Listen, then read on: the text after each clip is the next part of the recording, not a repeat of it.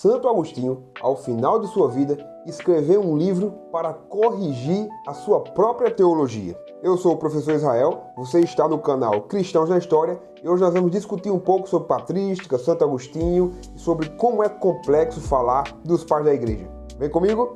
Gente, por volta de 426, 427, Santo Agostinho escreveu um livro que tem por título Retratações. Esse livro, que ele escreveu ali bem próximo da sua morte, uma vez que ele morreu ali provavelmente por volta de 430, tem por objetivo retratar, corrigir e ajustar uma série de aspectos que ele tinha desenvolvido e defendido em suas obras ao longo da sua trajetória.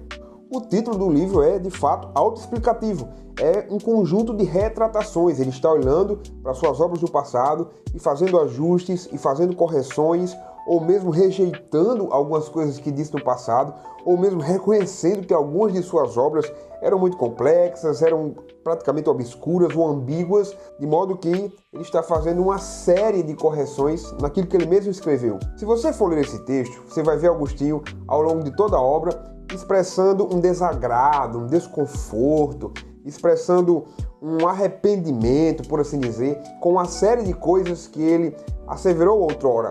Então é frequente ao longo da leitura você encontrar ele dizendo: desagradou-me ter dito isso, desagradou-me ter afirmado isso, desagrado-me de ter dito essas palavras, desagrado-me de ter usado essa expressão, de modo que Agostinho está fazendo um filtro de toda a sua obra. E é tão interessante pensar essa obra de Agostinho, porque, por exemplo, se nós formos olhar para o que ele falou nesta obra, sobre uma de suas obras que ele escreveu bem antes, lá por volta de 380, 381, intitulada A Imortalidade da Alma, Agostinho vai reconhecer... Nossa! Making off, gente, certo?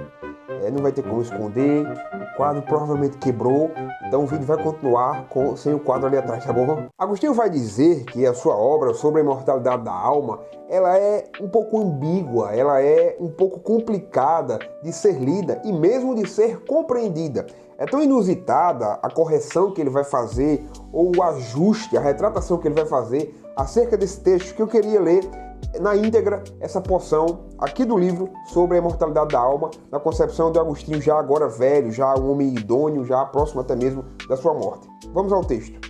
Veja que quando Agostinho vai fazer uma retratação acerca da obra A Imortalidade da Alma, ele diz o seguinte: depois dos livros dos Solilóquios, tendo regressado do campo a Milão, escrevi um livro sobre a imortalidade da alma, o qual quisera que me deixasse de sobreaviso a fim de terminar os solilóquios que estavam incompletos.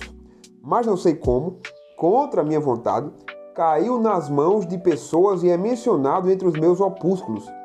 Ele é de tal modo complicado, observe bem o que ele vai falar, pela obscuridade e brevidade dos raciocínios, que chega a cansar-me quando o leio, e eu mesmo quase não o compreendo. Então veja que o próprio Agostinho está olhando para algumas de suas obras do passado e dizendo que elas carregam ambiguidade, que elas carregam uma complexidade no desenvolvimento do seu raciocínio, do desenvolvimento do seu argumento. E é interessante olhar para essa fonte, que é uma fonte primária, é um texto do próprio Agostinho, e pensar que esse ícone dos pais da igreja, essa figura dos pais da igreja, que é por quase a maioria esmagadora dos eruditos de história do cristianismo, considerado o maior pai da igreja, a mente mais influente da teologia cristã, da dogmática cristã, esse indivíduo que está assim no pedestal, no topo do pedestal da patrística, ele está olhando para obras do passado, está olhando para aquilo que ele escreveu, aquilo que ele desenvolveu ao longo da trajetória e está fazendo retratações. O ponto que eu quero trazer aqui é, mais uma vez, abordar e chamar a atenção de vocês para que, de um ponto de vista histórico, de um ponto de vista crítico, os pais da igreja, eles formam um conjunto, eles formam um mundo teológico, dogmático, doutrinário muito complexo, porque, por vezes, um pai da igreja pode discordar até de si mesmo. E isso fica muito mais complexo quando você coloca pais da igreja para dialogarem suas ideias. E aqui eu não estou falando, me entenda bem, que não há uma harmonia na patrística, que não há um núcleo onde os pais da igreja estão em acordo, onde a teologia deles se encontram e estabelece o fundamento que se tornou a dogmática cristã ao longo dos séculos. Mas existe uma série de pormenores que os pais da igreja não foram claros ou que eles são ambíguos, e existe uma série de conceitos que mesmo eles não desenvolveram de forma exaustiva, que eles não conseguiram explicar com absoluta lucidez e clareza aquilo que queriam dizer. Portanto, esse vídeo, a utilização dessa fonte e essas palavras, tem por objetivo, mais uma vez aqui no canal, dizer a vocês que é um pouco complexo falar de pais da igreja, estudar os pais da igreja. Não é uma tarefa tão simples como o pessoal costuma dizer por aí afora, no senso comum.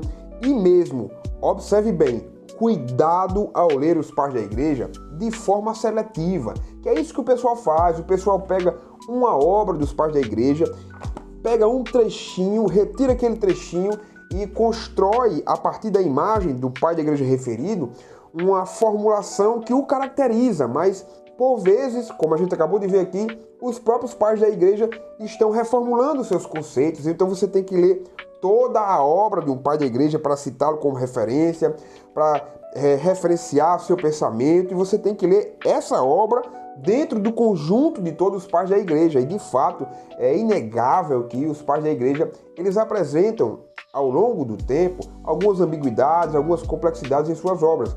E aqui, gente, eu também não estou querendo questionar ou tirar a legitimidade das narrativas que se compreendem como em harmonia e como em continuação teológica, doutrinária, litúrgica, que foi herdada dos pais da igreja, que foi lançada pelos pais da igreja. Os católicos possuem a narrativa de que são a igreja que está baseada nos pais da igreja. Os pais da igreja eram católicos, na narrativa católica, certo? Os protestantes também se remontam aos pais da igreja. Você vai ter todas as tradições cristãs, de uma forma geral, olhando para algum pai da igreja. Meu objetivo, pelo menos nesse vídeo, não é dizer se isso é uma apropriação histórica correta ou uma apropriação histórica incorreta, se isso é uma utilização muito seletiva. O meu ponto é, para além dessa aproximação confessional que nós fazemos, nós precisamos ler os pais com responsabilidade, citá-los com responsabilidade, porque senão vai acontecer o que acontece à torta e à direita por aí. O pessoal pega uma tese que quer defender e pega várias citações bem isoladas dos pais da igreja, nas obras isoladas, e sai dizendo que os pais da igreja defendiam isso, aquilo, outro. E na verdade, quando nós vamos olhar o conjunto da obra, quando nós vamos olhar os pais da igreja como um todo, ou mesmo as reformulações que eles fizeram na individualidade ao longo do tempo, aquela obra não se sustenta. Futuramente eu pretendo fazer isso aqui no canal. Eu sei que isso pode mexer um pouco, inflamar um pouco com o pessoal, mas eu pretendo pegar algumas obras que têm essa temática.